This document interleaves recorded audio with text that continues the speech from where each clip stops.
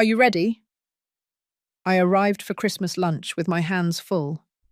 2 canvas bags with freshly baked sweetbread, a bottle of wine I had saved all year waiting for this date, and my heart tight with emotion. It was my first Christmas at Kimberly's new house.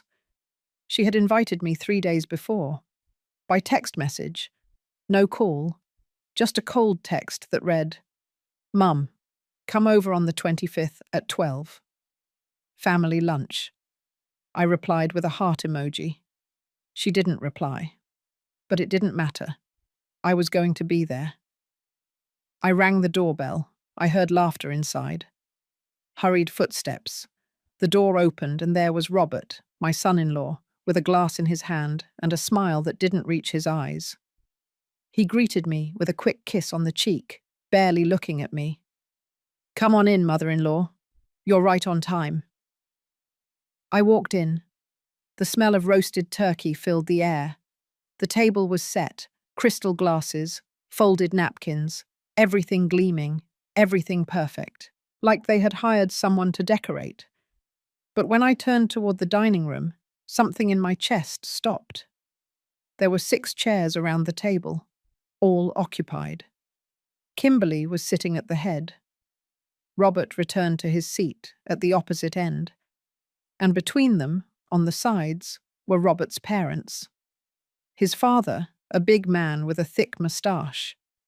His mother, Alma, a woman with mahogany-coloured dyed hair, lips painted bright red, and a silk blouse that looked brand new. Both looked at me with cold politeness. A short greeting. Nothing more.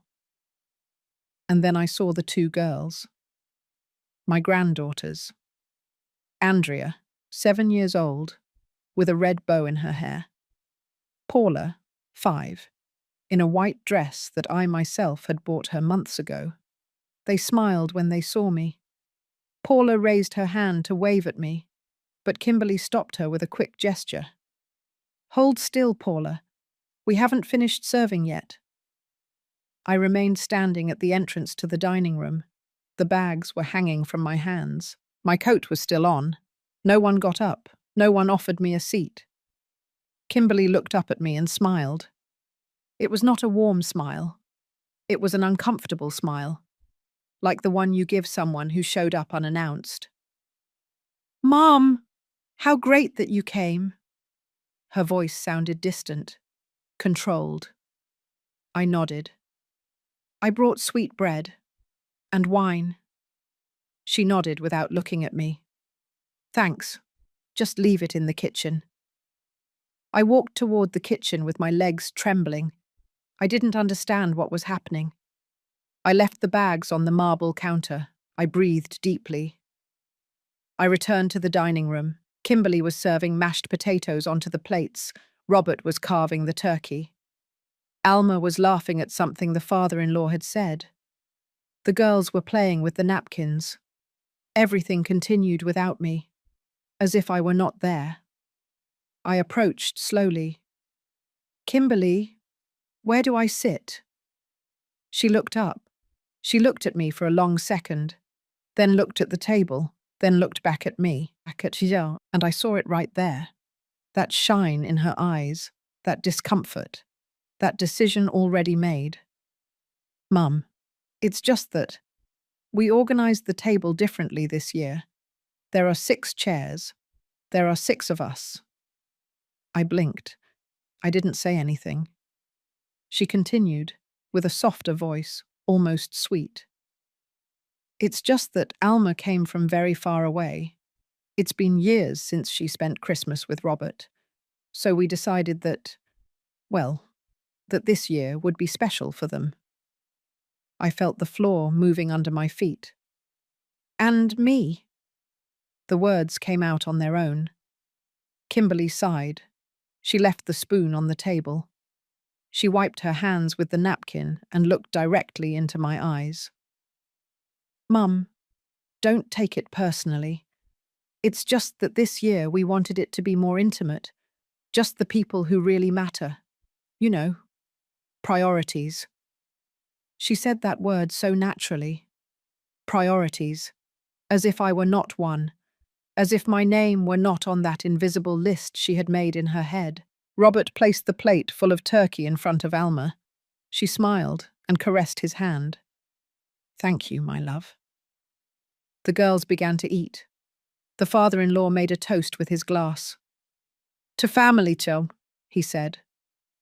Everyone raised their glasses, except for me, because I didn't have a glass, because I didn't have a chair, because I didn't have a place. I remained standing there, with my coat on, with empty hands, with a heart broken into such small pieces that I didn't even know how to pick them up. Kimberly looked at me again. "Mum, if you want, you can stay in the living room for a while. We'll talk after lunch." After lunch, as if I were a courtesy visit, as if my presence were a formality. I looked at my granddaughters. Andrea was chewing in silence. Paula was playing with the fork. Neither looked at me, neither asked why Grandma was standing, neither said anything. Alma raised her glass toward Kimberly. "Darling, everything is delicious. Thank you for having us like this. It's been so long since I felt like family." Kimberly smiled. "It's a pleasure, Alma. You are our priority."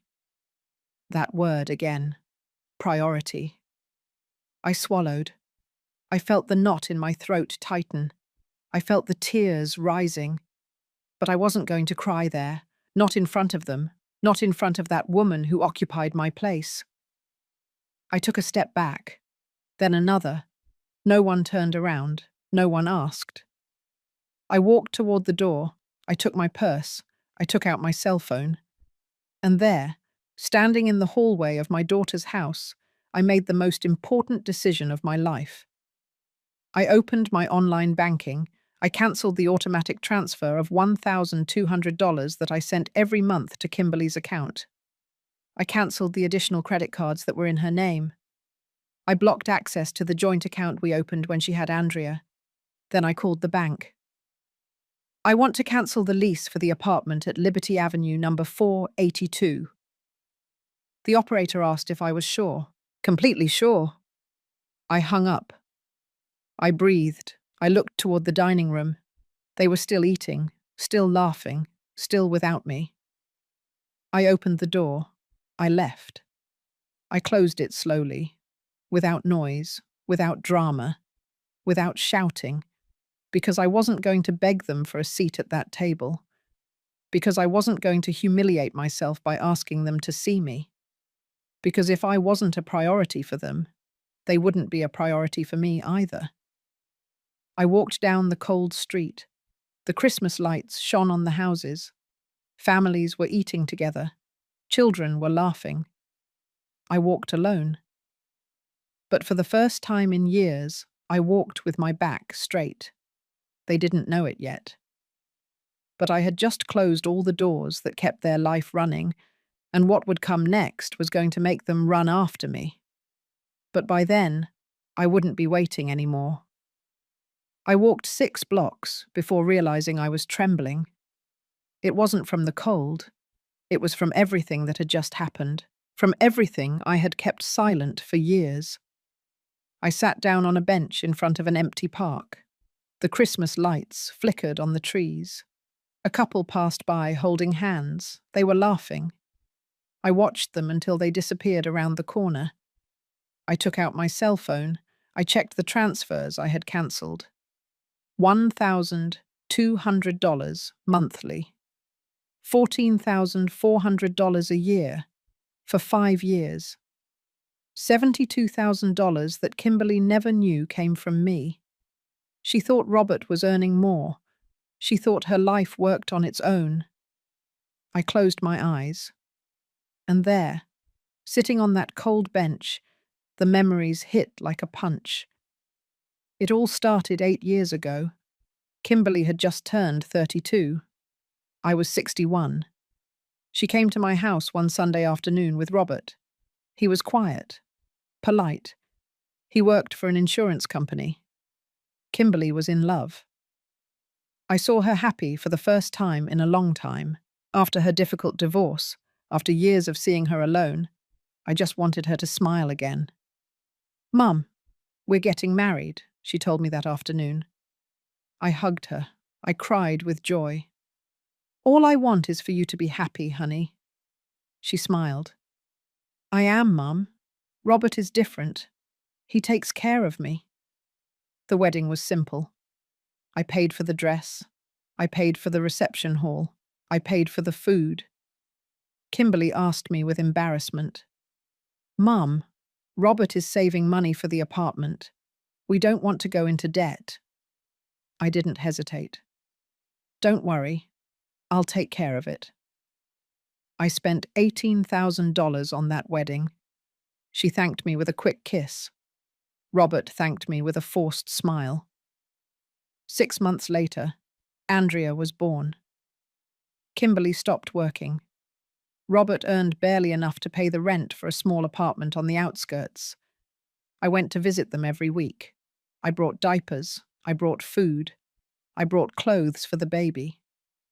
Kimberly always received everything with a tired smile. "Thanks, Mum.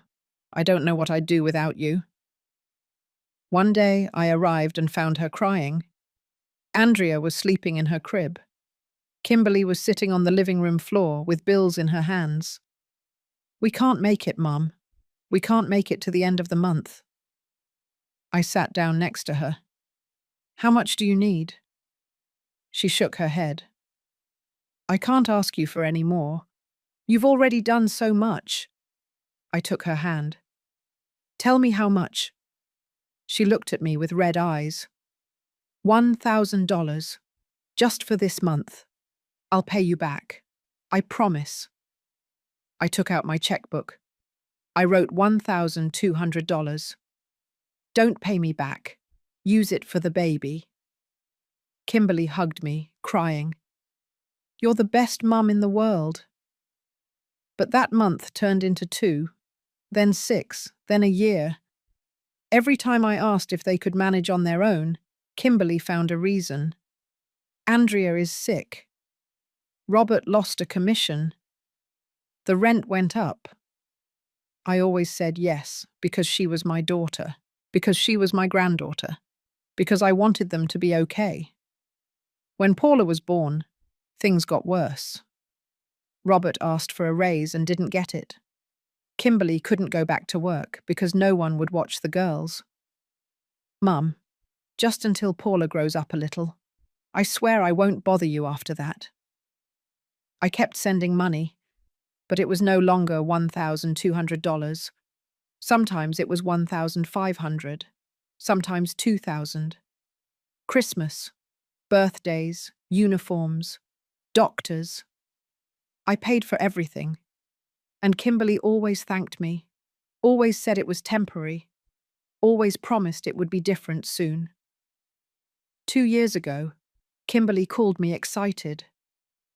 "Mum, we found a beautiful apartment. It has 3 bedrooms. It's in a safe neighborhood. The girls could go to a better school." I smiled. "That's great, honey. Is Robert's income enough?" She paused for a long time. "The rent is $2,100 a month. Robert earns $2,800. We'd only have $700 left for everything else." I understood what she was asking without her saying it. "How much do you need?" She breathed deeply. "If you paid the rent, just for a while, we could use Robert's salary for the girls, for food, for everything. And when he gets something better, we'll give you back every single cent." I accepted. I called the landlord. I signed the contract in my name. I paid the deposit. I paid the first month. I paid the second. And so I continued, month after month, year after year. Kimberly never mentioned paying me back the money. Robert never got that better job. And I never said anything. Because I thought that was what a mother's love was like. I thought that was how you helped your children. But something started to change a year ago. Kimberly stopped calling me often. Before, she called every 2 days.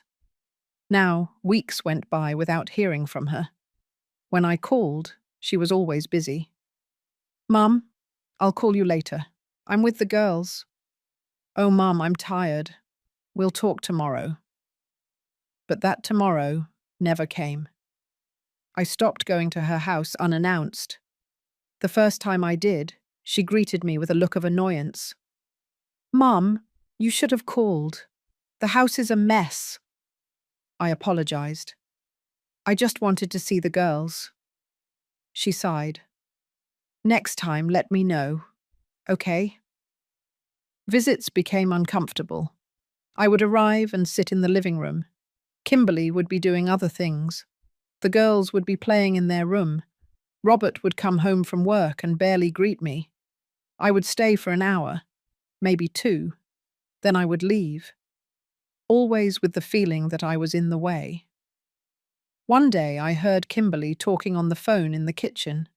I was in the living room. She didn't know I could hear her.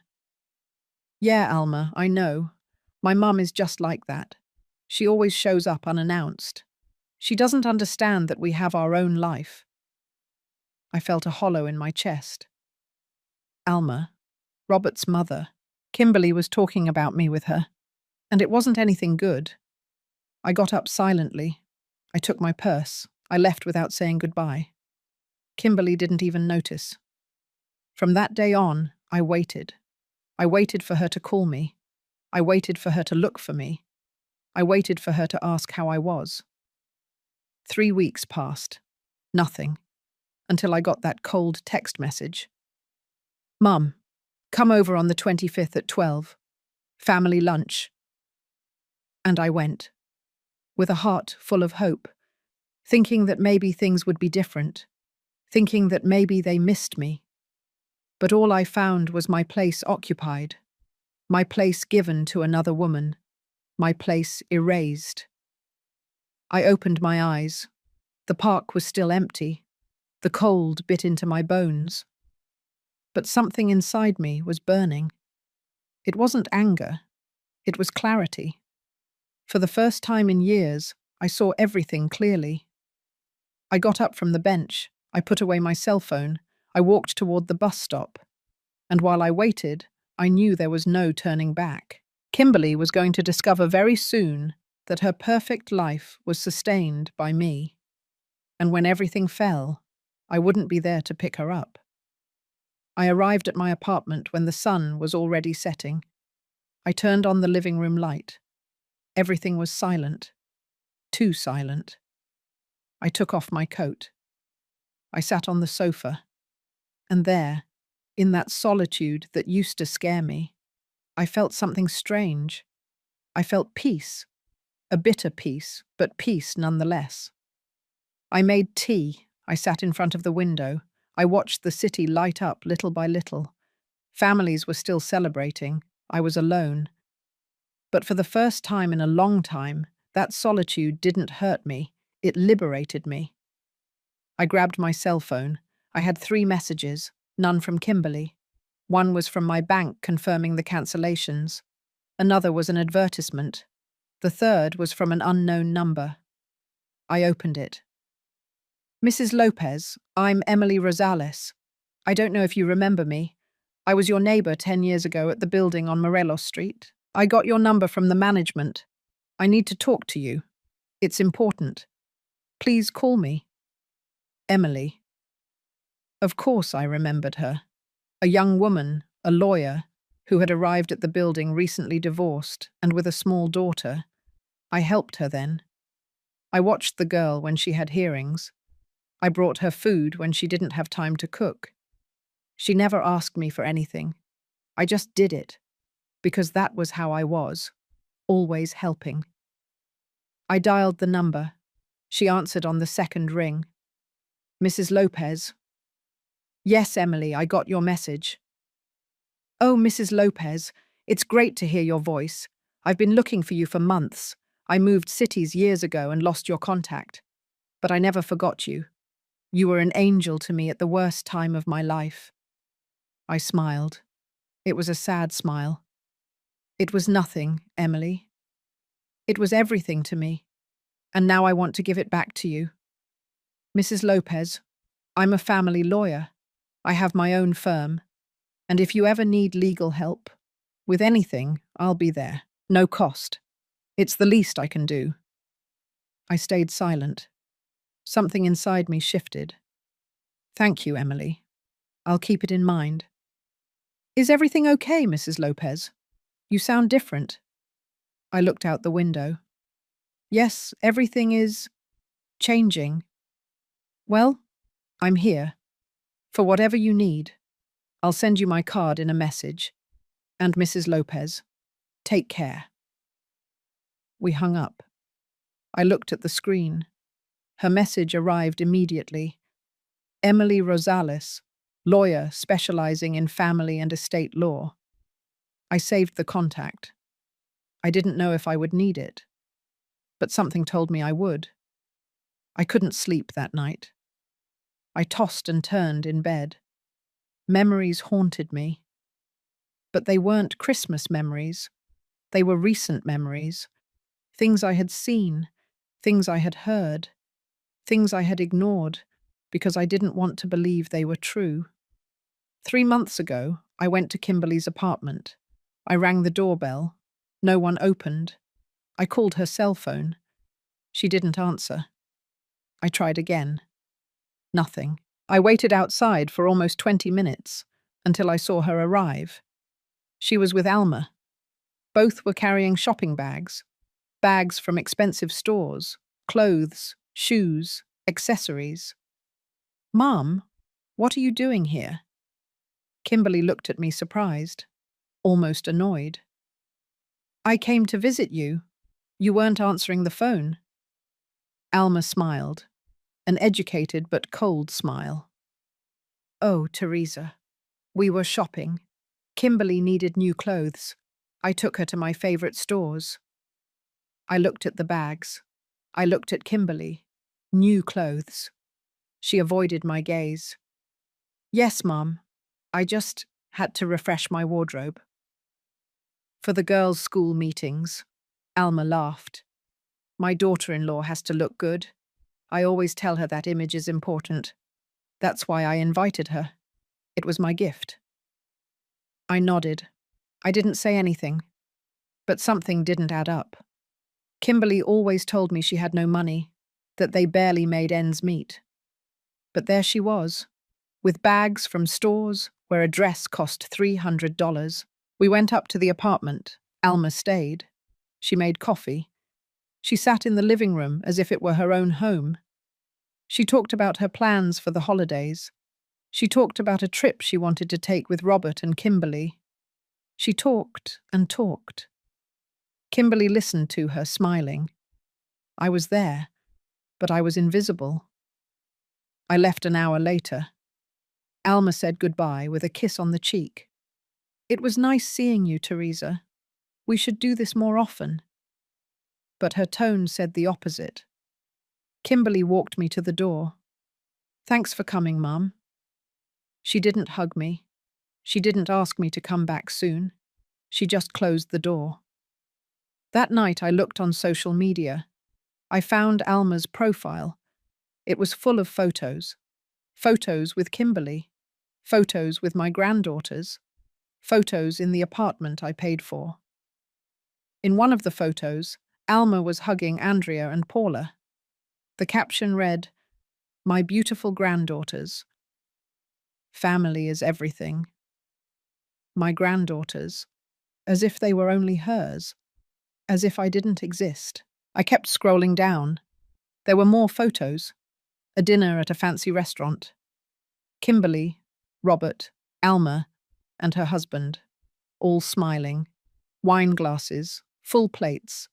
The caption read, "Perfect night with my favorite family." The photo was 2 months old. I didn't know anything about that dinner. No one invited me. No one told me. I closed the app. I breathed deeply. I told myself it didn't matter, that they were just photos, that maybe I was overreacting. But the truth is, it did matter, because I was being erased, little by little. Photo by photo, dinner by dinner. I was ceasing to exist for them. A month ago, I called Kimberly. I needed to talk to her. I needed to tell her how I felt. She answered, rushed. "Mom, I'm busy. What's wrong?" "Nothing serious. I just wanted to know how you are." "Fine, Mom. Everything's fine. I'll call you later, okay?" "Kimberly, wait. Can we see each other this week? I need to talk to you." She sighed. "Mum, this week is complicated. Alma is coming to stay for a few days. She's going to help me with the girls. I'll call you when she leaves." Alma again. Always Alma. "And the weekend. We're going out this weekend. Robert wants to take the girls to the water park. It's a family plan." "I'm family too." Kimberly. Silence. A long silence. Uncomfortable. "Mum, you know what I mean. It's a plan for us. The 5 of us. Don't take it personally." I hung up. Not because I wanted to, but because I couldn't speak, because the lump in my throat wouldn't let me say anything else. I cried that night. I cried like I hadn't cried since my husband died. I cried for my daughter. I cried for my granddaughters. I cried for myself, for all the years I gave, for all the love I gave, for everything that was never enough. But the next day I got up. I looked at myself in the mirror, and I made myself a promise. I wasn't going to beg anymore. I wasn't going to chase anymore. I wasn't going to beg for a place in my daughter's life. If she didn't want me there, I wouldn't be either. I opened my document drawer. I took out all the important papers: contracts, deeds, bank statements, transfer receipts. Everything was there, organized, stored, because I was always organized, always careful. The apartment contract was in my name. The additional credit cards were under my account. The transfers came from my bank. Everything, absolutely everything was under my control. And Kimberly didn't know it. She thought Robert paid the rent. She thought her card was a bank benefit. She thought her life worked by magic. I put the documents away. I closed the drawer. And I knew the moment had come. The moment to stop being invisible. The moment to let them see who really held their world together. I went to bed that night with a clear decision. I wasn't going to shout. I wasn't going to complain. I wasn't going to make a scene. I was just going to let go. I was going to withdraw my hands. And I was going to watch everything fall apart. Because what they didn't know was that their perfect house was built on me. And without me, there was nothing left. Monday morning, I woke up with a purpose I hadn't felt in years. It wasn't revenge. It was something deeper. It was justice. It was dignity. It was reclaiming what was always mine, my worth. I made coffee. I sat at the kitchen table with all my documents in front of me. Lease contract, bank statements, transfer receipts, additional cards. Everything was there, black and white. The proof that Kimberly's life depended entirely on me. I took my cell phone. I looked up Emily's number. I dialed. She answered on the 3rd ring. "Mrs. Lopez." "Emily, good morning. I need your help." There was a pause. Then her voice sounded serious, professional. "Tell me what you need. I'm here." "I need to review some legal documents, contracts, bank accounts. I want to make sure everything is in order. And I want to know how to proceed to close certain things." "Close?" "Yes.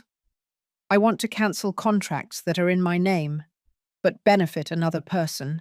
I want to regain full control of my assets." Emily didn't ask any more questions. "Perfect. Can you come to my office this afternoon? Say at 3 o'clock. I'll be there." I hung up. I breathed deeply. The first step was taken. I spent the morning organizing everything. I made copies of every document. I separated them by category: rent, cards, bank transfers, joint accounts. Every dollar I had invested in Kimberly's life was recorded. Every cent was documented. At 2:30, I left my apartment. I took a taxi to Emily's office. It was a modern building downtown. I went up to the 5th floor. The receptionist greeted me with a smile. "Mrs. Teresa Lopez." I nodded. "Attorney Rosales is waiting for you." Emily came out to meet me. She was no longer the young, frightened woman I had met years ago. Now she wore a business suit. Her hair was pulled back. Her eyes shone with confidence. She hugged me with genuine affection. "Mrs. Lopez, please come in." We entered her office. It was spacious, tidy. There were diplomas on the walls, law books on the shelves, a large dark wood table. She showed me a chair in front of her desk. "Tell me everything." And I told her.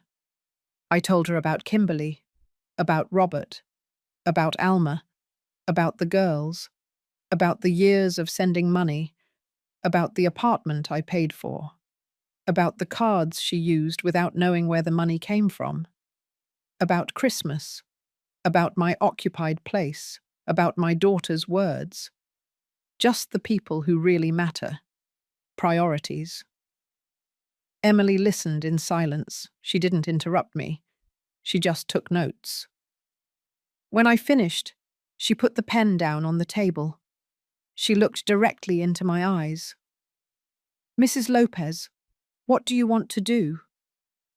I didn't hesitate. "I want everything back. I want to cancel the lease. I want to close the cards. I want to stop the transfers. I want them to know that everything they have came from me. And I want to do it legally, without problems, without mistakes." Emily nodded. "Perfect. Everything you described is in your name.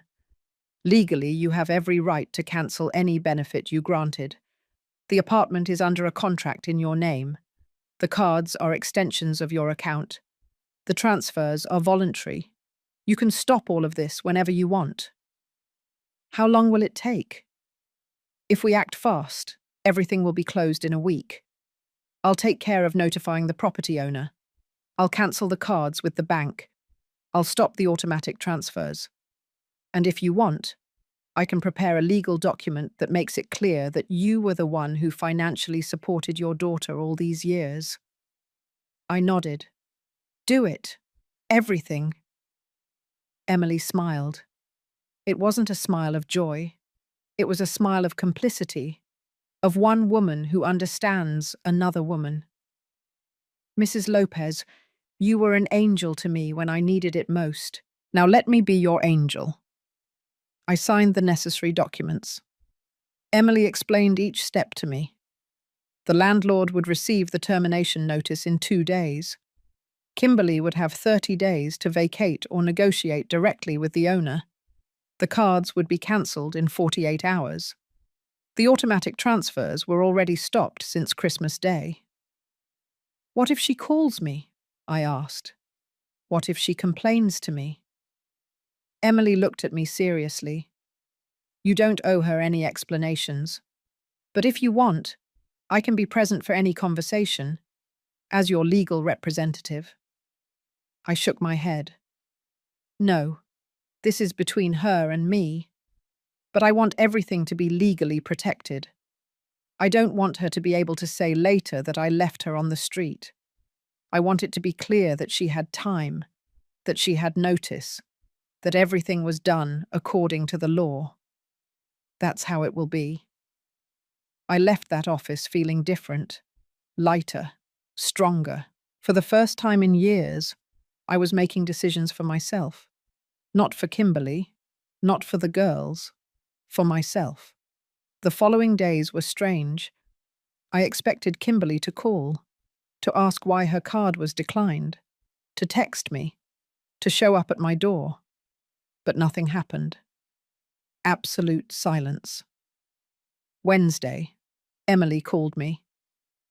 Mrs. Lopez, the landlord received the notification. He tried to contact your daughter. He left her a message explaining that the contract is about to end and that if she wants to stay, she must sign a new one directly with him. The rent is still $2,100 monthly. Did she respond? No. The landlord says he called 3 times, left messages, sent emails. No response. I closed my eyes. Kimberly was still ignoring reality, still believing that everything was fine, that her world was still working as always. Friday, I received a message. It was from Kimberly. Mum, there was an error with my card. Can you check it? It's not working. I didn't reply. I left the message on read. 2 hours later, another message. Mum, I really need you to check. I tried to buy groceries and the card was declined. It's urgent. I didn't reply to that either. That night, she called me. I let it ring. I didn't answer. She called me 4 more times. Then she left a voicemail. Mum, I don't know what's going on. My card is not working. The bank says it's cancelled. Do you know anything? Call me, please. I deleted the message. Saturday, Emily sent me an email. Mrs. Lopez, the bank confirms that the additional cards were successfully cancelled. Your daughter no longer has access to any of your accounts. The apartment owner informed me that he will send a formal written notification to your daughter next week. Everything is going as planned. I read the email 3 times. I felt a weight in my chest. It wasn't guilt. It was fear. Fear of what was coming. Fear of Kimberly's reaction. Fear of losing her forever. But then I remembered her face at Christmas. I remembered her words. Just the people who really matter. Priorities. I remembered my occupied place. I remembered how no one asked why Grandma was standing. And fear turned into determination. I wasn't being cruel. I was being fair.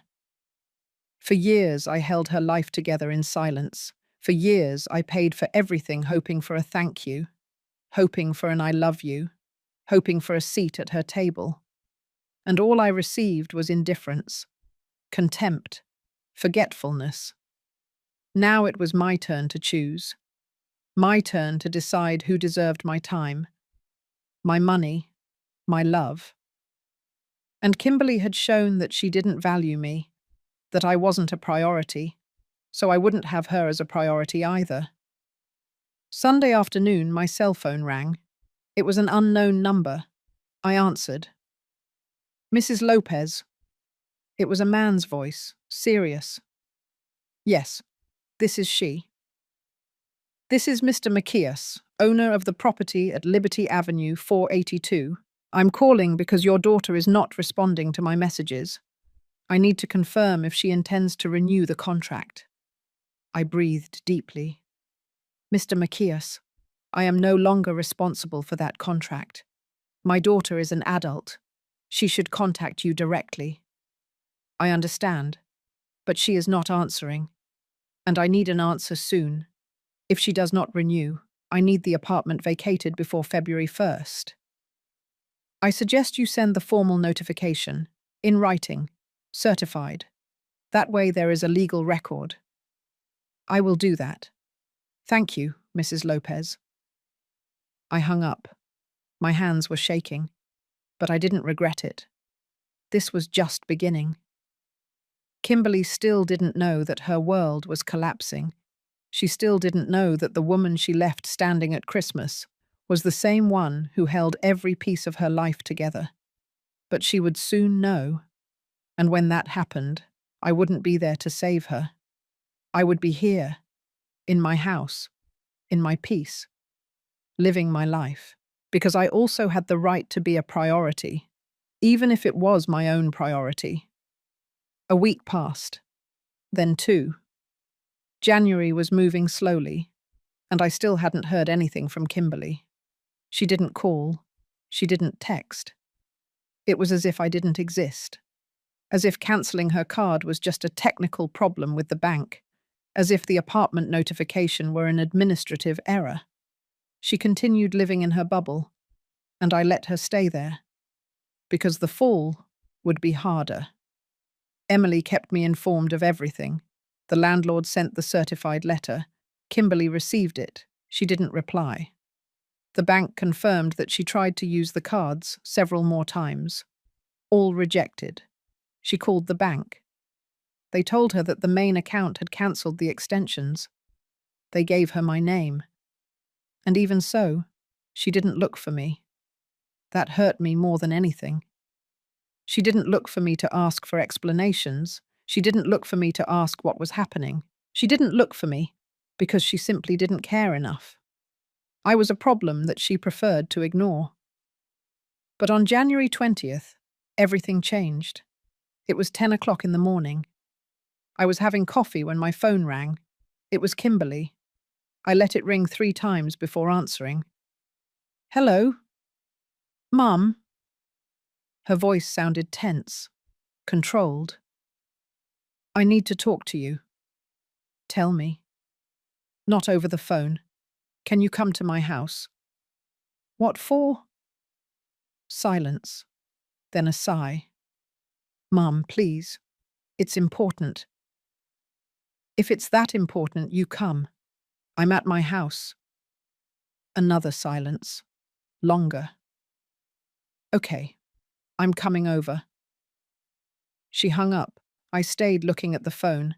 I felt a knot in my stomach. I knew what was coming. I knew that she had finally discovered something. But I didn't know how much. I didn't know if she already understood the magnitude of what was happening. I called Emily. "Kimberly is coming over. I think she knows something. She wants me to go." "No, not yet. But stay close to the phone, just in case." "I'll be here." I changed my clothes. I combed my hair. I put on a little makeup. Not because I wanted to look good for her, but because I wanted to feel strong. I wanted that when she saw me, she wouldn't see a desperate mother. I wanted her to see a woman with control, with dignity. Kimberly arrived an hour later.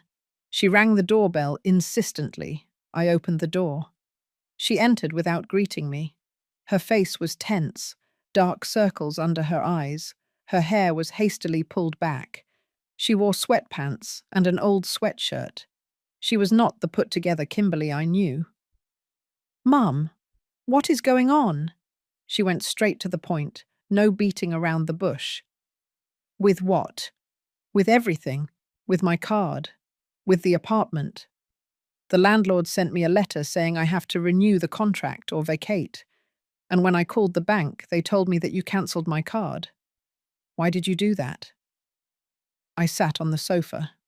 I crossed my legs. I looked at her calmly. "Because the card was mine, not yours." She blinked. "What do you mean it was yours? It was an extension of my account." "No, it was an extension of my account.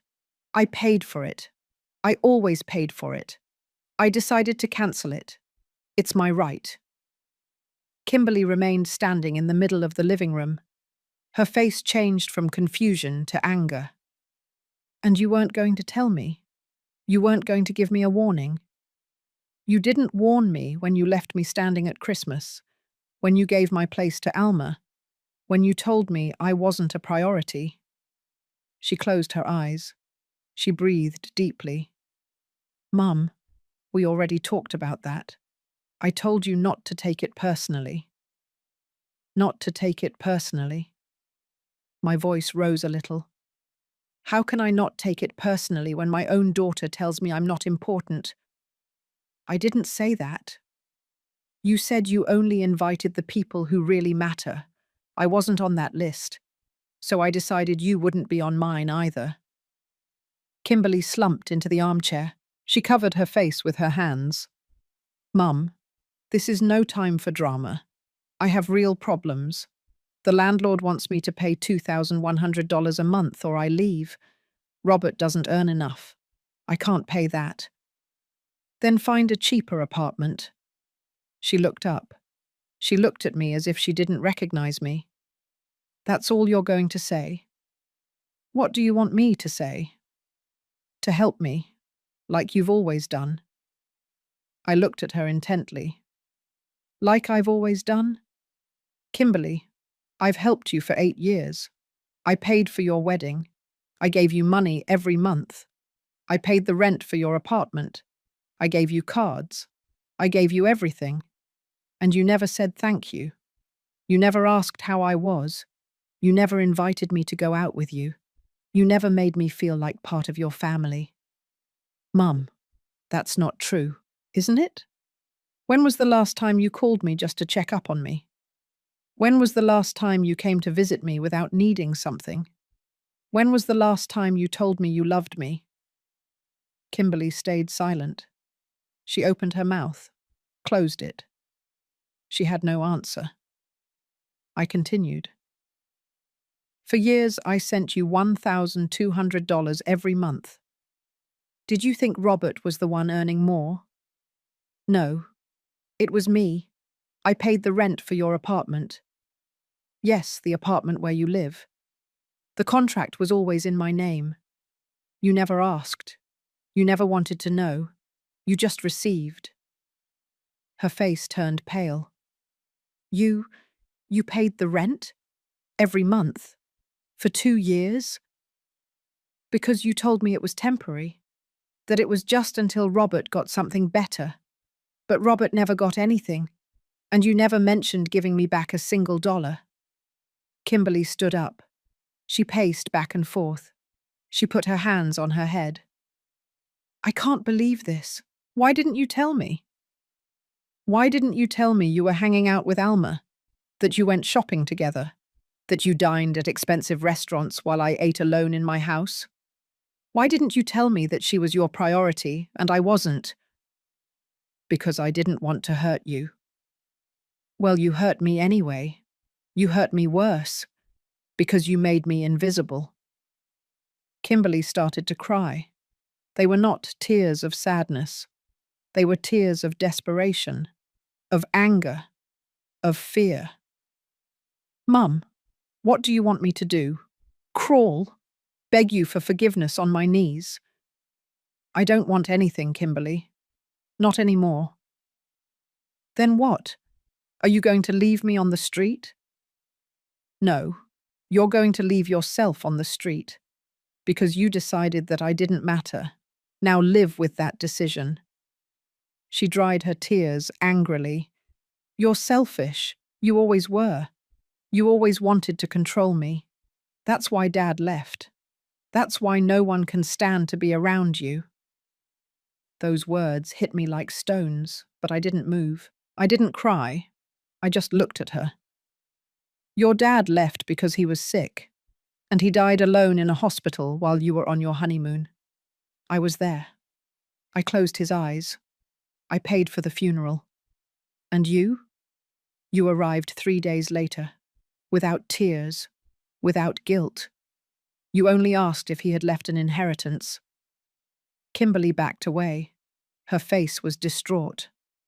That's a lie. It's not a lie, and you know it. She shook her head. She grabbed her purse. She walked toward the door. Before leaving, she turned around. I'm going to fix this, without you. I don't need you. Perfect. Then don't look for me. She left. She slammed the door. I remained seated, trembling. The tears finally came out, but they were not tears of regret. They were tears of liberation. I called Emily. She already came. She already knows about the apartment and the card. How did she react? Bad. Very bad. But I didn't tell her everything. She still doesn't know about the monthly transfers. She still doesn't know how much money I really invested in her. When will you tell her? Soon. But not yet. I want her to feel the weight first. I want her to try to fix it herself. And when she can't, when she's on the edge of the abyss, then I'll show her everything. Mrs. Lopez, are you sure about this? I looked out the window. The sky was grey. It threatened rain. More sure than ever. The following days were silent. Kimberly didn't call. She didn't text. I knew she was trying to sort things out. I knew she was looking for money. I knew she was desperate. And I let her sink. On January 25th, Emily called me. Mrs. Lopez, the landlord informed me that your daughter went to see him. She asked for more time. He told her no, that he needs an answer before February 1st, or he will start the eviction process. What did she say? That she was going to get the money, that he should give her one more week. And he agreed. He gave her until February 5th, not 1 day more. I calculated mentally. 10 days remained, 10 days for Kimberly to discover that she couldn't sustain her life without me. 10 days for her house of cards to fall. And I would be there, not to save her, but to watch her fall. So she would learn that mothers also have limits, that love also runs out, that ignoring the person who supports you has consequences. Because this time, I wasn't going to give in. This time, I was the priority. The days passed slowly. Every morning I woke up expecting a call from Kimberly. Every afternoon I checked my phone looking for a message, but nothing came. The silence between us grew deeper, heavier, like a wound that wouldn't close. February 1st dawned cold. I was having my coffee when I received a message from Emily. Mrs. Lopez, the landlord informed me that your daughter has not paid. She hasn't given any sign. Tomorrow he will begin the legal eviction process. Any instructions from your side? I wrote quickly. None. Let him proceed as appropriate. I put away the phone. I felt a knot in my stomach. It wasn't guilt. It was anticipation. I knew that soon Kimberly would have no choice but to face me, to look for me, to admit that she needed me. That same afternoon at 6 o'clock, my phone rang. It was her. Mom? Her voice sounded broken, tired. I need us to talk. I'm listening. Not over the phone, in person. Please. I looked at the clock. Where? Can I come to your house? No. Better somewhere neutral. At the coffee shop on Juarez Avenue. The one across from the park. Tomorrow at 4. She hesitated. It can't be today. No. Tomorrow. I hung up before she could respond. It wasn't cruelty. It was strategy. I wanted her to spend the night thinking. I wanted her to feel the desperation. I wanted her to arrive at that coffee shop completely broken. February 2nd arrived with a cloudy sky. I dressed carefully. Black pants, white blouse, a grey sweater. I put on makeup. En pied. I did my hair. I wanted to look strong. I wanted that when she saw me, she knew I was fine, that I didn't need her. I arrived at the coffee shop 15 minutes early. I ordered a tea. I sat by the window. From there I could see the street. Exactly at 4 o'clock, I saw Kimberly arrive. She was alone. She walked slowly, dragging her feet. She wore the same sweatpants as last time. Her hair was down, no makeup. She looked worn out. She entered. She searched for me with her eyes. Our eyes met. She walked toward me. She sat across from me without greeting me. Thank you for coming, she said in a low voice. I nodded. I didn't say anything. The waiter approached. Kimberly ordered a coffee. We waited in silence until he left. Then she spoke. Mom, I need your help. I already know. The landlord is going to start an eviction. He says I have to pay or leave. Robert doesn't have the money. I don't either. I tried to apply for a loan. They denied me. I don't know what to do. I took a sip of my tea. I looked at her over the cup. And what do you want me to do? Pay, like before, just for a few more months, until Robert gets something better. I'm going to pay you back. I promise. You said that 2 years ago. You never paid anything back. She lowered her gaze. I know, but this time is different. This time, I will pay you. With what money, Kimberly? Where are you going to get money if you don't work? If Robert barely earns $2,800 a month? She looked up. She looked at me surprised. How do you know how much Robert earns? Because I know everything. I always knew everything. I know you couldn't afford that apartment. I know the cards you used were mine. I know every dollar you spent came from me. And you never asked. You never wanted to know. You just took. Tears began to roll down her cheeks. Mom, please. I have 2 daughters. I can't leave them on the street. Then get a job. Look for a cheaper apartment. Ask Alma for help. She's your priority, right? Kimberly wiped her tears with the back of her hand. I already asked Alma. She says she can't help me, that they also have expenses. I smiled. It was a bitter smile. How curious. When it came to shopping, she could help. When it came to dining at expensive restaurants, there was money. But now that you need real help, she disappeared. It's not fair that you say that to me. And was it fair that you left me standing at Christmas? That you gave my place to her? That you told me I wasn't a priority? Kimberly sobbed. I already apologized for that. No, you never apologized. You just said not to take it personally. She breathed deeply. She dried her face. She looked at me with reddened eyes. Fine. You're right. I was a bad daughter. I was selfish. I was ungrateful. Is that what you want to hear? Are you happy now?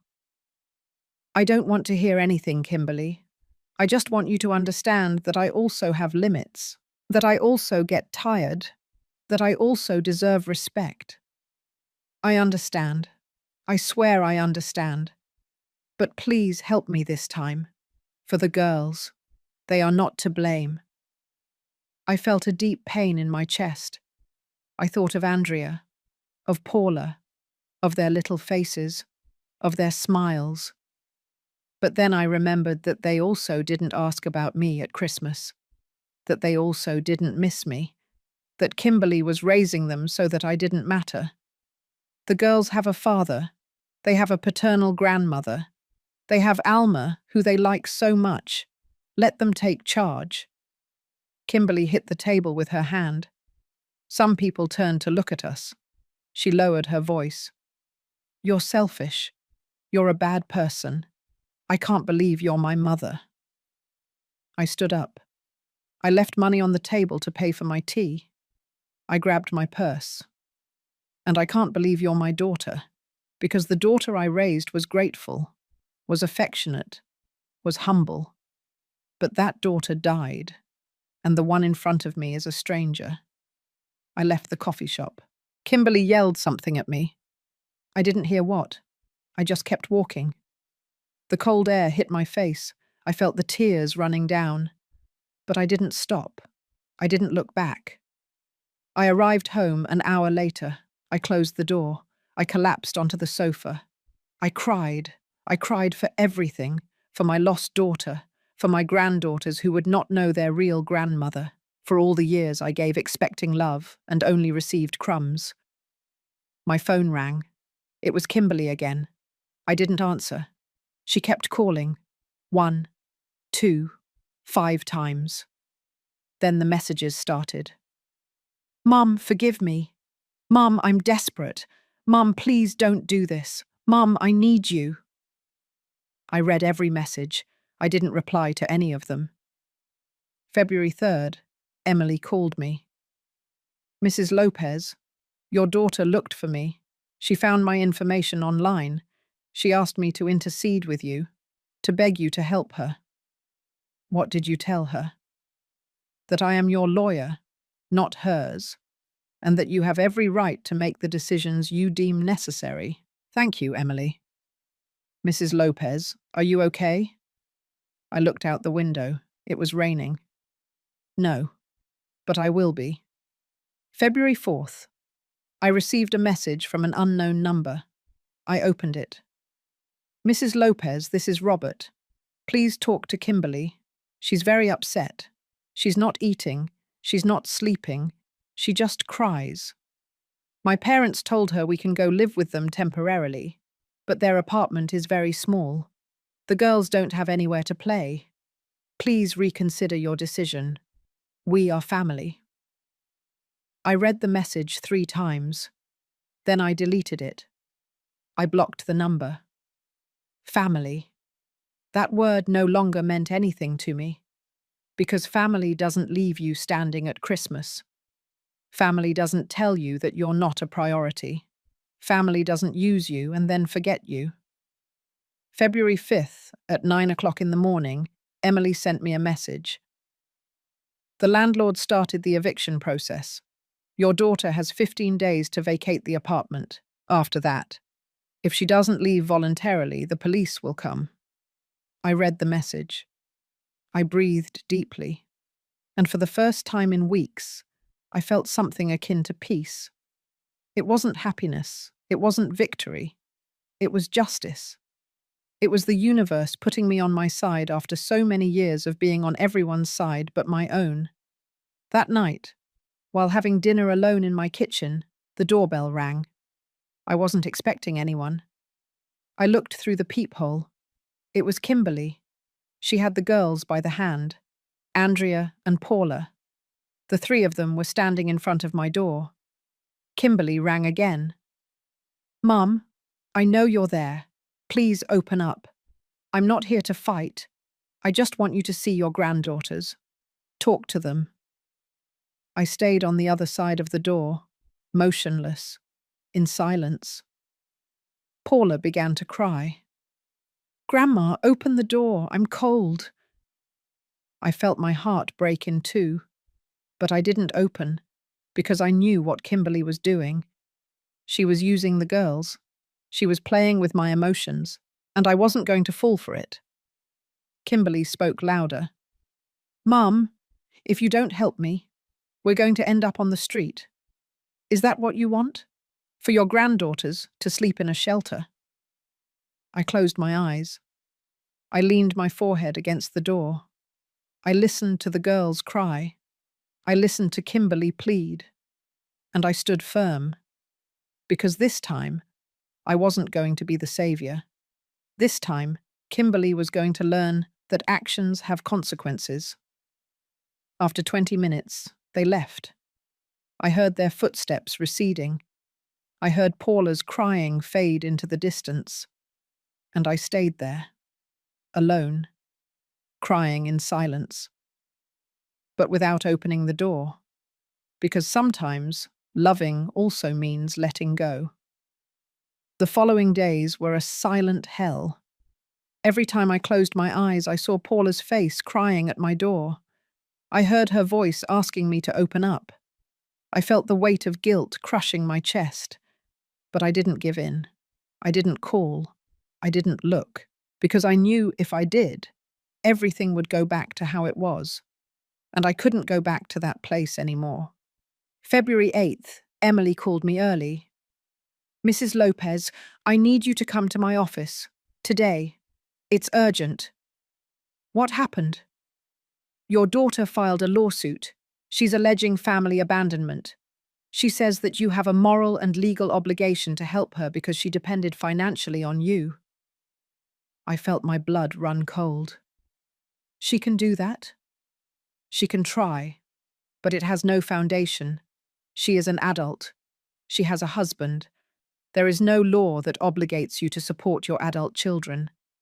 However, we need to prepare our defense. Come at 3 o'clock. Bring all the documents you have. I hung up.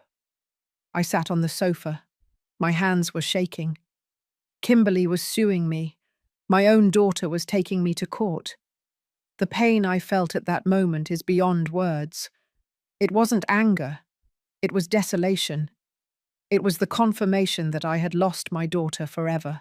I arrived at Emily's office exactly at 3 o'clock. She greeted me with a hug. "Breathe, Mrs. Lopez. This is not going to succeed. Trust me." We sat down. Emily reviewed all the documents, contracts, receipts, transfers. Every dollar I had given was recorded. Everything was voluntary. Nothing was a legal obligation. "Look," Emily said, pointing to the papers. "Here is the proof.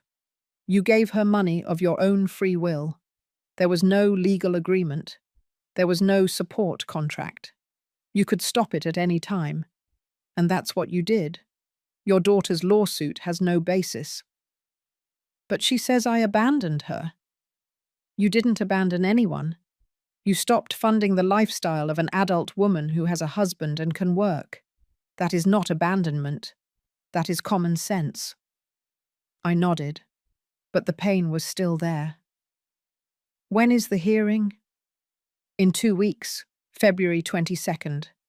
But before that, I will present all these documents to the judge.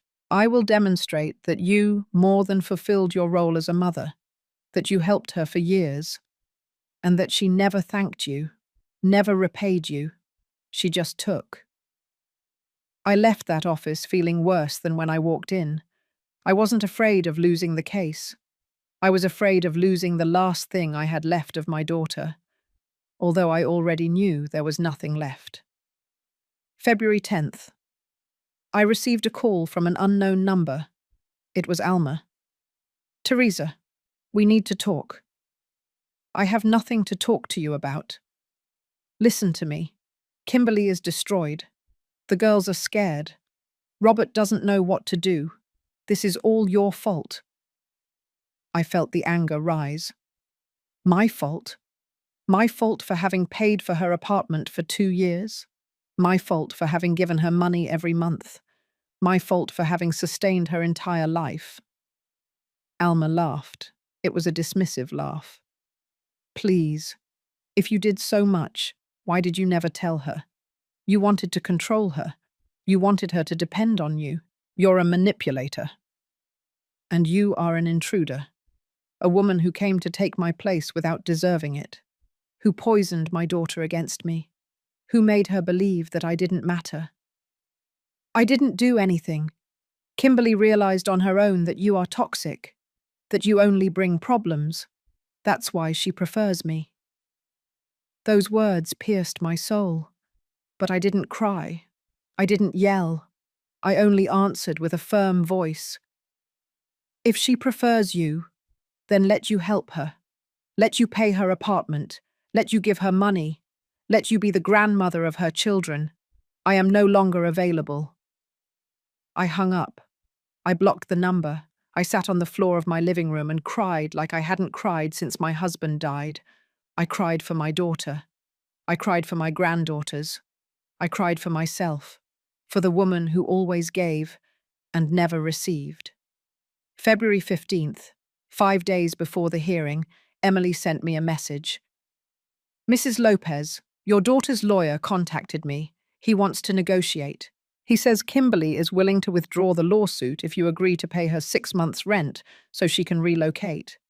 I read the message 3 times. I felt the temptation. 6 months, just 6 months, and everything would end. There would be no trial, no public scandal. We could move on, each on her own path. But then I thought of Christmas, of my occupied place, of Kimberly's words, just the people who really matter. And I knew I couldn't give in, because if I gave in now, she would learn that she could always manipulate me, that she could hurt me, and I would always come back. I replied to the message. "Tell her lawyer no. We'll see each other at the hearing." Emily replied immediately. "Are you sure?" "Completely." February 19th, 3 days before the hearing, I received a certified envelope. It was from Kimberly. I opened it with trembling hands. Inside was a handwritten letter. "Mum, I didn't want it to come to this. I didn't want to sue you. but you left me no choice. You know I can't do this alone. You know I need help. Why are you doing this to me? What did I do to make you hate me so much? I know I made mistakes. I know I hurt you at Christmas. But do I really deserve for you to destroy me? The girls miss you. They ask about you. Andrea drew a portrait of you and put it in her room. Paula cries at night asking to see you. Don't you care? Don't you love them anymore? If you come to the hearing and testify against me, I'm going to lose everything. The judge is going to think I'm a bad daughter, that I'm an opportunist. And maybe you're right. Maybe I am. But I'm still your daughter, and they are still your granddaughters. Please, withdraw the documents. Help me one last time. I promise you that after this, I will disappear from your life if that's what you want. But don't destroy me publicly. Don't humiliate me in front of a judge. I beg you. Kimberly. I read the letter 4 times. Every word was a stab. Every sentence was a desperate plea. And for a very brief moment, I felt my resolve breaking. But then I remembered something. I remembered that Kimberly always knew how to manipulate me, always knew what to say to soften my heart, always used the girls as a shield. And this letter was exactly that. Manipulation. Emotional blackmail. A last attempt to control me. I tore the letter into pieces. I threw it in the trash. And I prepared for the hearing. February 22nd dawned grey. I dressed in a black suit. I pulled my hair back. I put on my pearl earrings. I wanted to look dignified. I wanted to look strong. Emily picked me up at 8 o'clock in the morning. Ready? She asked me. Ready? We arrived at the courthouse at 9. The hearing was at 10. We entered the waiting room, and there was Kimberly, sitting on a bench, with Robert at her side, and with Alma on the other side. When she saw me walk in, she stood up. She walked toward me. Her eyes were red, swollen. Her face was haggard. "Mum, please, you can still stop this." I looked at her without saying anything. She continued, "You don't have to do this. We can fix it outside. We can talk. We can—" Emily intervened. "Mum, please, do not speak with my client without your lawyer present." Kimberly's lawyer, a young man in a brown suit, approached. "Attorney Rosales, we still have time to reach an agreement." Emily looked at him coldly. "There is no agreement. We'll see you inside." At 10 o'clock sharp, the clerk called us. We entered the courtroom. The judge was an older man, with thick glasses and a serious expression. He asked us to sit down. Kimberly's lawyer spoke first. He presented the lawsuit. He alleged that I had financially supported my daughter for years, and that suddenly, without warning, I cut off all support, leaving her in a vulnerable situation, that she depended on me, that I had a moral obligation to continue helping her. The judge listened in silence. Then he looked at Emily. "Defense." Emily stood up. She took out a folder full of documents. "Your Honor, my client, Mrs. Teresa Lopez, is an exemplary mother.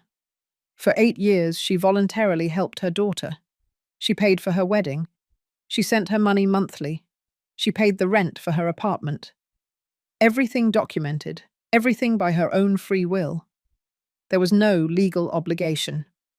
Mrs. Lopez could stop that help at any time, and that is what she did." Kimberly's lawyer interrupted. "But she did it without warning, without consideration. She left a mother of 2 girls on the street." Emily smiled. "That's not true.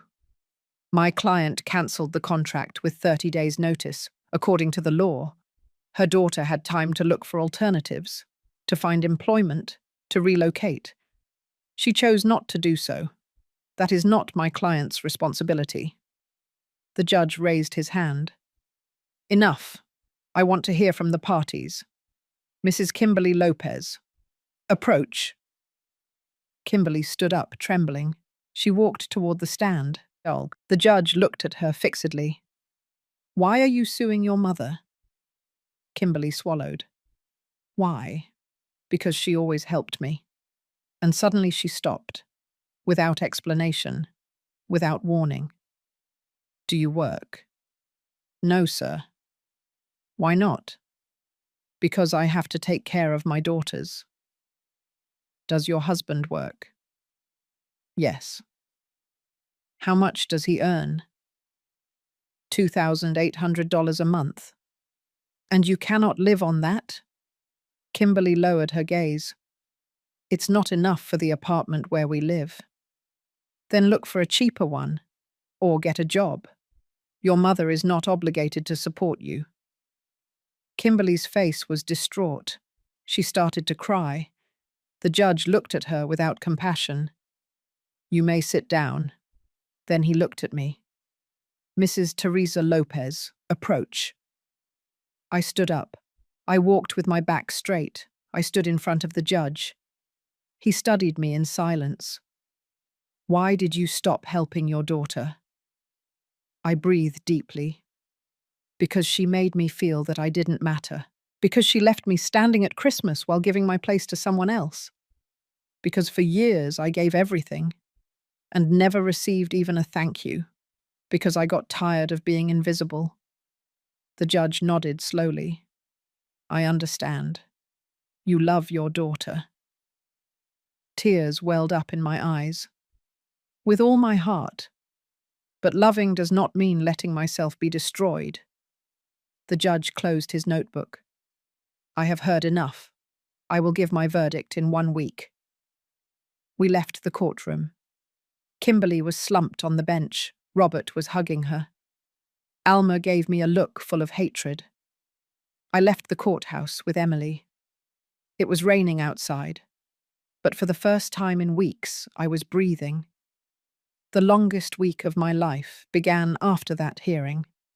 Every day I waited for the judge's resolution.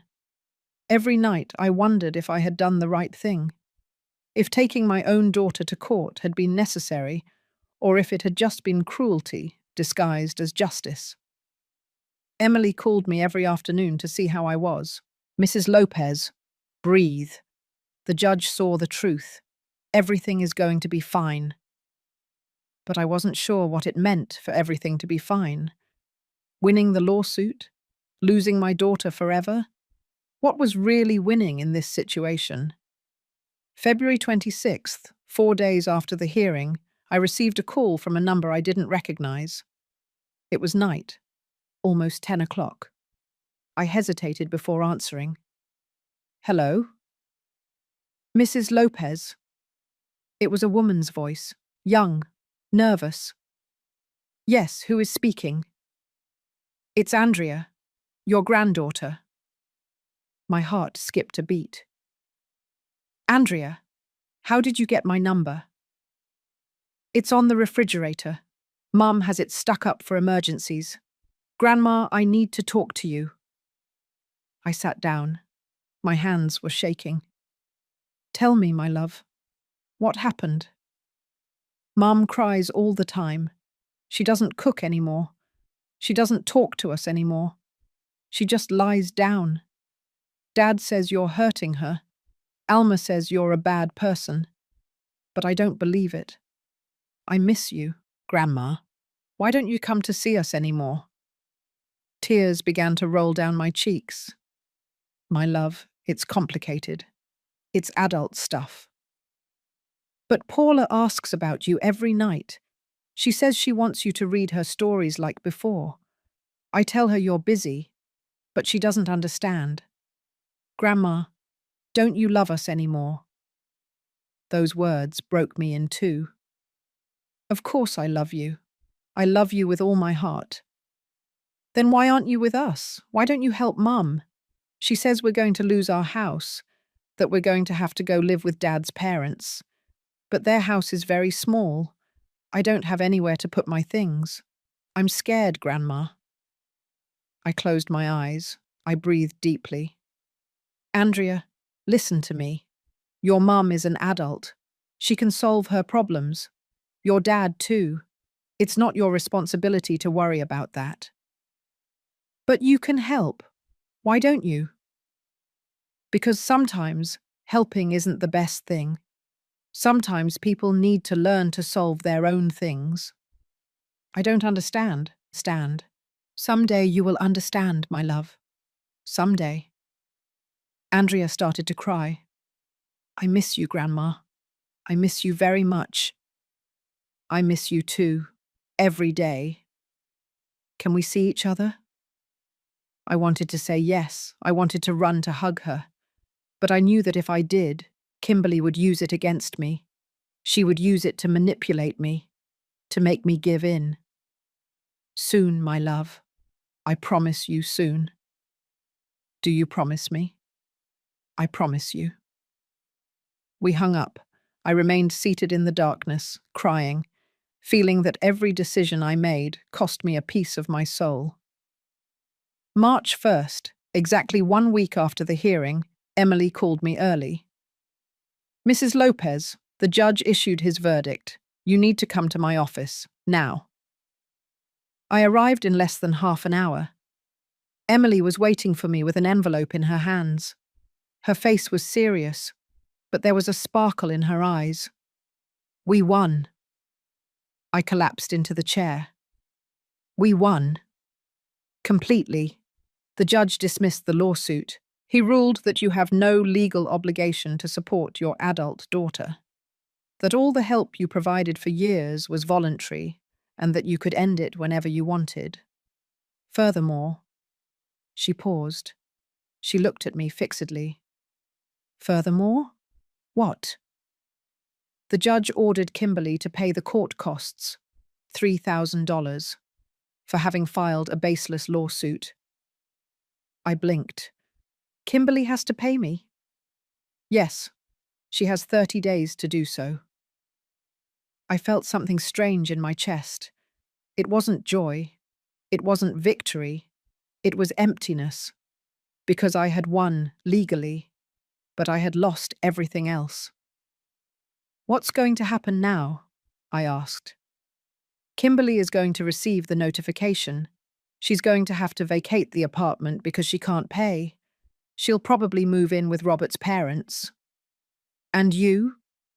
You're going to be able to continue with your life. Free. Free. That word sounded beautiful and terrible at the same time. That afternoon, while having tea at my house, the doorbell rang. I wasn't expecting anyone. I looked through the peephole. It was Robert. Alone. Without Kimberly. Without the girls. I opened the door. He was pale. Worn out. He had deep, dark circles under his eyes. Mrs. Lopez, can I come in? I hesitated. Then I nodded. Come in. We entered the living room.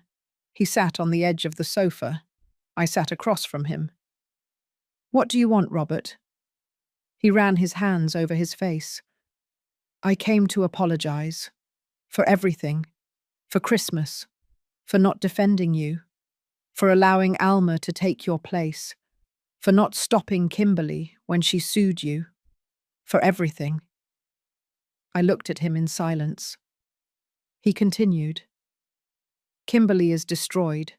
Since she received the verdict, she hasn't left her bed. She doesn't eat. She doesn't talk. She just cries. My parents say we can stay with them, but it's temporary. There is no space. Andrea has to sleep on the sofa. Paula with us. It's chaos. And what do you expect me to do? Nothing.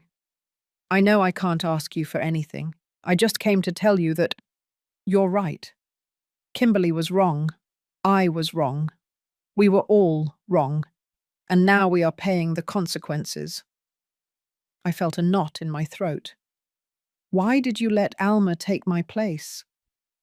Robert lowered his gaze. Because my mum is insistent. She wanted to be closer to us. And Kimberly? Kimberly thought that if she pleased my mum, I would be happier. She didn't know it would hurt you so much. She left me standing. At Christmas, she told me I wasn't a priority. I know. And it was horrible. I should have said something. I should have defended you. But I'm a coward. I always have been. I looked at him. I saw in his eyes something I had never seen before. Genuine remorse. Robert, why did you never tell me that you knew I was paying for everything? He looked up surprised. How did you know I knew? Because a man who checks his accounts knows exactly how much he earns. And you knew that wasn't enough for that apartment. Robert nodded slowly. You're right. I knew it. Kimberly told me that you were helping her with the rent. She asked me not to say anything, that you wanted to do it in secret so as not to make her feel bad. I felt the anger rise. That's a lie. I never asked it to be a secret. Kimberly lied to you. Robert closed his eyes. Nothing surprises me anymore. We remained in silence for a long time. Then he stood up. I didn't come to ask you to help us again. I just came to tell you that I regret everything. And that? That the girls miss you. Andrea cries for you. Paula draws hearts with your name. They don't understand why Grandma disappeared. I felt my chest burning. I didn't disappear. I was erased. I know. And you have every right never to return. But if you ever want to see the girls, I'll bring them to you. Without Kimberly. Without my mum. Just you and them. I owe you that. Robert walked toward the door. Before leaving, he turned around. Mrs. Lopez, you were a better mother to Kimberly than she deserves, and a better grandmother than my daughters will ever know. Thank you for everything, and forgive me for not having valued it. He left. The door closed. I remained standing there, crying, because those words I waited for years came too late. They came when everything was already broken. March 3rd. I received a certified envelope in the mail. It was from Kimberly. I opened it with trembling hands. Inside was a check for $3,000, the court costs, and a brief note. Mum, here is your money. I hope you are happy. I hope it was worth destroying me. Don't ever look for me again. Don't ever call me again. For me, you no longer exist. Kimberly. But what hurt me the most was the signature. It didn't say, your daughter. It just said, Kimberly, as if there were no longer a bond, as if we were already strangers. I tore up the check. I threw it in the trash.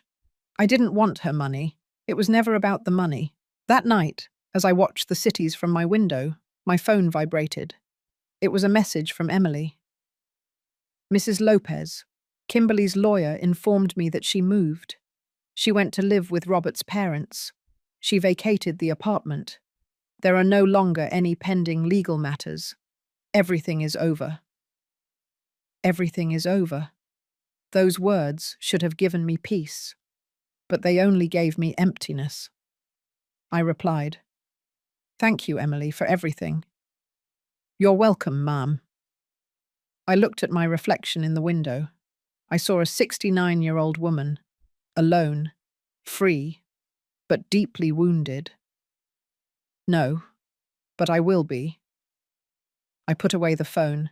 I breathed deeply, and I knew the time had come to close this chapter, to let go, to start over. Because although I had won the legal battle, I had lost something much more valuable. But maybe, just maybe, that loss was the price of recovering myself. And maybe that was enough. 3 months passed since the trial. 3 months of silence. 3 months. Without hearing anything from Kimberly. Without hearing anything from my granddaughters. The emptiness they left was immense. Some days I woke up expecting a call that never came. Other days I sat by the phone internally begging for it to ring. But the silence continued. During those weeks, I learned something fundamental. I learned that letting go hurts more than holding on, that freedom sometimes weighs like a stone in the chest, that being alone is not the same as feeling free. But I also learned that I deserved something better, that I deserved respect, that I deserved true love, not crumbs disguised as obligation. Emily kept calling me every week. "How are you, Mrs. Lopez?" I always answered the same thing. "I'm here, surviving." And it was true. I wasn't living. I was just surviving. One day at a time, one breath at a time. But something began to change on May 15th. That day, I received a call from an unknown number. I almost didn't answer, but something in me told me to do it. "Mrs. Teresa Lopez?" "Yes, this is she. This is the principal of Lincoln Elementary School. We have your number registered as an emergency contact for Andrea Lopez Marquez." My heart raced. What happened? "She's fine. Physically, yes, but we need you to come. Andrea had a strong emotional episode. She's asking for you. We tried to contact her mother. No answer. The father either. You are the next contact on the list. I'm on my way. Now." I hung up. I grabbed my purse. I ran out. I took a taxi. I gave the school address. The journey felt eternal. My mind was racing. What had happened to Andrea? Why was she asking for me? Why wasn't Kimberly answering? I arrived at the school 20 minutes later. I ran to the principal's office. The secretary showed me in immediately. The principal was waiting for me. She was a woman in her 50s, with a kind but worried face. "Mrs. Lopez, thank you for coming so quickly. Andrea is in the nurse's office. She had an anxiety attack during class. She started crying uncontrollably. The teacher couldn't calm her. She just kept repeating your name. I brought her here and she finally calmed down a bit. But she insists on seeing you. Can I go in?" "Of course." I walked toward the nurse's office. My heart was beating so fast I thought it would pop out of my chest. I opened the door slowly, and there was my granddaughter, sitting on a cot, with red eyes, her face swollen from crying so much. When she saw me, she threw herself into my arms.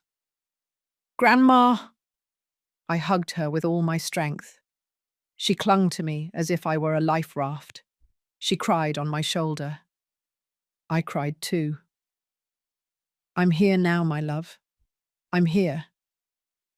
We stayed like that for a long time, until her sobs calmed down, until her breathing normalized. I gently pulled her away. I wiped her tears. I stroked her hair. "What happened, Andrea?" She lowered her gaze. "I miss our house. I miss my room. I miss everything. At Dad's parents' house, there's no space. I sleep on the sofa. Paula cries every night. Mum is not the same anymore. She's just sad. And today the teacher asked us to draw a happy family, and I couldn't, because we're not happy anymore. And I started crying, and I couldn't stop, and I just wanted you to be here." The pain I felt at that moment is indescribable. I hugged my granddaughter again. "I'm sorry, my love. I'm so sorry for everything you're going through. Why don't you visit us anymore? Why does Mum say you're mean?" "I'm not mean, Andrea. It's just sometimes adults have problems that children don't understand. You still love us." I looked into her eyes. "I love you more than anything in this world." "Then why aren't you with us?" I didn't know what to answer. How do you explain to a 7-year-old girl that her mother erased me from their lives? That she used me and discarded me? that I had to step away so as not to die inside. It's complicated, my love. The principal entered. Mrs. Lopez, can you stay with Andrea until someone from her family arrives? Of course. We spent the next hour together. I bought her a juice from the cafeteria. We talked about her classes, about her friends, about her drawings. She told me she wanted to be a veterinarian, that she loved dogs, that she dreamed of having one someday. I listened to every word, treasuring it in my heart. At 3 o'clock in the afternoon, Robert arrived. He walked in rushed, sweaty, apologizing. Sorry, I was in a meeting. I left my phone on silent. I didn't see the calls. The principal explained what had happened. Robert listened with a worried face. Then he looked at me.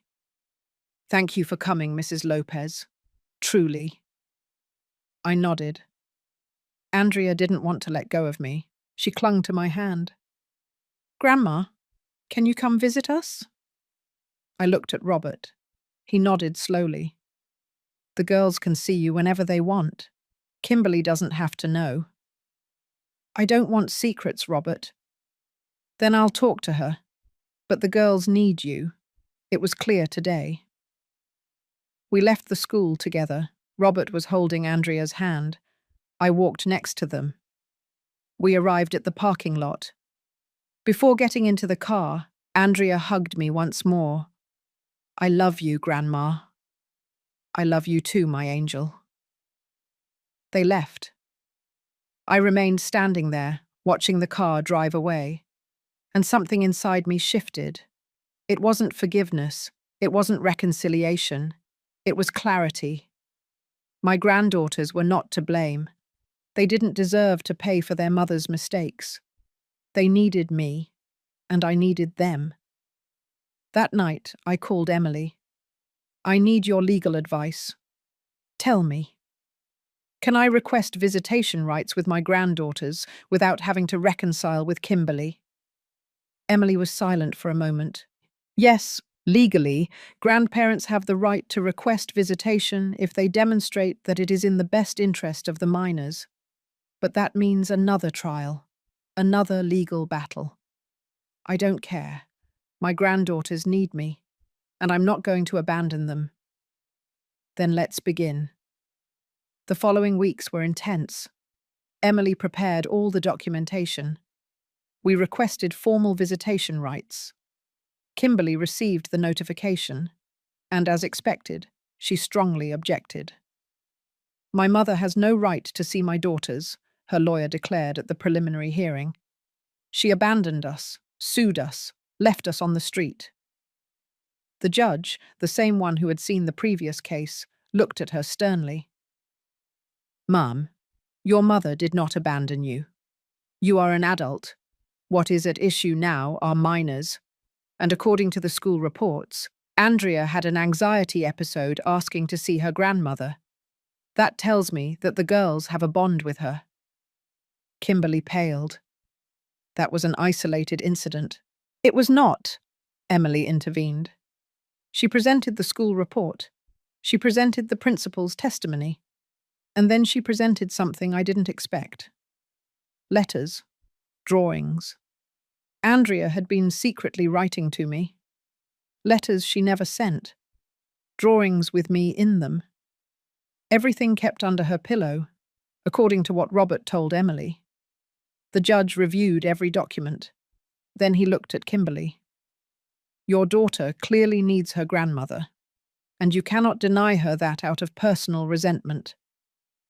But, ma'am, I am going to order supervised visitation. Mrs. Lopez may see her granddaughters twice a month, 4 hours each visit, in a neutral place. And if in 3 months we see that everything is going well, the visits may be unsupervised. Kimberly started to cry. You don't understand. I understand perfectly. You are using your daughters as a weapon against your mother, and I will not allow that. The girls have a right to have a grandmother. Period. I left that courthouse feeling something I hadn't felt in months. hope. The first visit was June 10th in a public park, with a social worker present. I arrived 30 minutes early, nervous, anxious, and then I saw them arrive, Andrea and Paula. They ran toward me, they hugged me. We all cried together. We spent 4 hours playing, laughing, sharing. I bought them ice cream. I read them stories. I told them stories about when their mum was a child. And for the first time in a long time, I felt complete. Kimberly came to pick them up. We saw each other from a distance. We didn't speak. We only exchanged glances. Hers full of resentment, mine full of sadness. But her hatred no longer mattered to me, because I had recovered the most important thing, the love of my granddaughters. The months passed, the visits became routine, then the judge authorized unsupervised visits. I picked up the girls, I took them to my house, we cooked together, we watched movies, we talked about everything. They told me their dreams, their fears, their joys, and I treasured each and every moment. Kimberly and I never spoke again. There was never reconciliation. There was never forgiveness. But I no longer needed it. Because I learned something fundamental in this process. I learned that you can love someone and still walk away. That you can be a mother without letting them destroy you. That you can let go without stopping loving. Today, 1 year after that terrible Christmas, I feel at peace. I live alone. But I am not lonely. I have my granddaughters. I have my dignity. I have my freedom. Kimberly rebuilt her life. She got a job. Robert did too. They moved into a small but decent apartment. She still doesn't speak to me. And that's fine, because I no longer expect anything from her. Last night, while Andrea was helping me make cookies, she asked me something. "Grandma, why don't you and Mum talk anymore?" I looked at her. I saw her curious little eyes, her innocence. And I decided to be honest. Because sometimes, my love is not enough. Sometimes people hurt each other so much that they can no longer be together. But that doesn't mean we stop loving each other. It just means we love differently, from a distance. You still love Mum. I will always love her because she is my daughter. But I also love myself. And sometimes, loving yourself means walking away from those who hurt you. Andrea thought for a moment. I love you, Grandma. And I love you, my angel. And that will never change. That night, when the girls left, I sat by the window. I looked at the stars, and for the first time in a long time, I smiled. Because I had lost my daughter, but I had found myself. I had lost my place at her table, but I had recovered my place in the world. I had lost her love, but I had gained my dignity. And I understood that sometimes losing is the only way to win. My name is no longer hers. I am no longer Kimberly's mother. I am no longer the grandmother who gives money. I am no longer the invisible woman. Now I am Teresa Lopez, a 69-year-old woman. A woman who learned that self-love is not selfishness, that setting boundaries is not cruelty, that letting go is not abandoning. I am a free woman, a woman at peace, a woman who chose her own happiness after years of choosing the happiness of others. And if I could go back to that Christmas, to that moment when I stood there watching my place occupied, I would do exactly the same thing, because that humiliation was my awakening. That betrayal was my liberation. That pain was my rebirth. My name is no longer hers. My story is just beginning.